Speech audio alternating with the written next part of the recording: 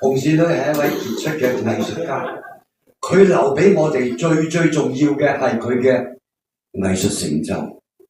佢嘅藝術成就最重要嘅就係佢嘅唱腔藝術。佢嘅唱腔藝術最重要嘅就係繼承同埋創新。佢嘅繼承創新最重要嘅係植根於傳統嘅粵韻。所以我哋話佢係有粵味加上西洋嘅唱法，呢個我係否定嘅。佢曾經用過沙家浜唱歌曲唱法，但係收尾佢自己否定了。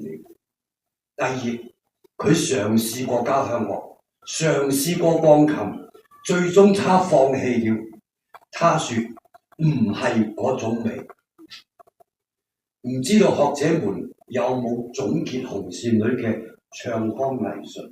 有沒有總結她的出類拔萃嘅裝飾音、超群絕倫嘅強弱對比、獨有嘅韻腔旋律，以及佢幾十年韻腔嘅演變？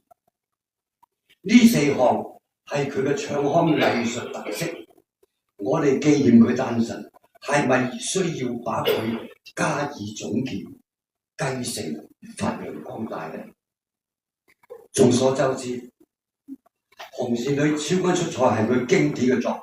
第一句我今讀好琵琶望，琵琶嘅望言，琵琶望，佢又唔係咁，佢琵琶望，兩個唱腔50年嚟換嚟換去，其實都源於佢嘅求變嘅慾望同埋即興嘅心態。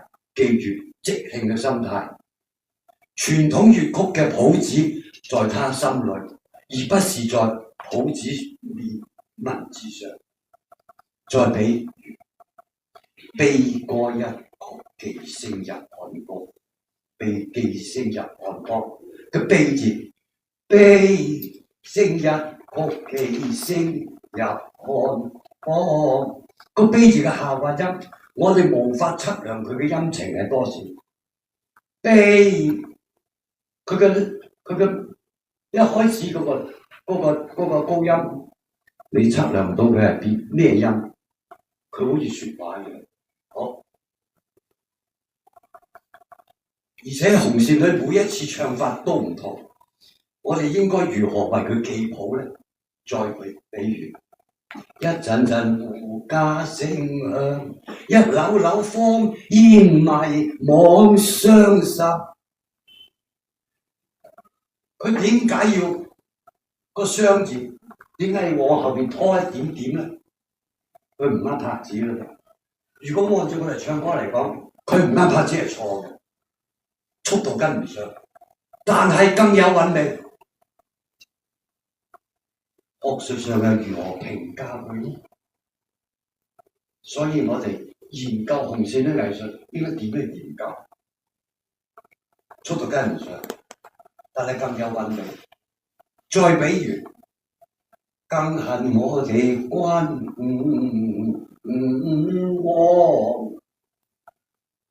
王個王字就王啦，你點解唔唱君啊王？王佢想攞到個汪先，再落個王字，呢啲就係粵曲啊！佢從上平聲或到下平聲，硬係把粵語嘅音韻倒過嚟，呢個為什麼呢？其實一句話，這一切就係民間樂種嘅藝術特色。不能夠用現代聲樂去衡量。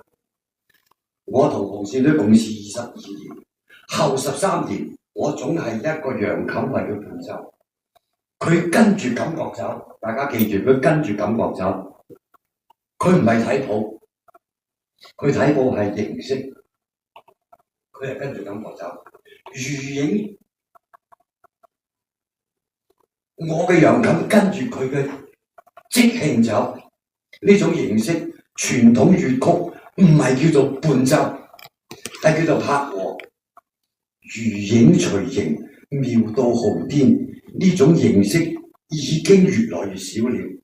以上這一切係唔係紅線女唱腔藝術嘅精髓？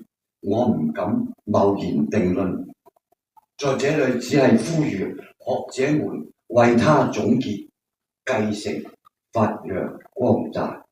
謝謝。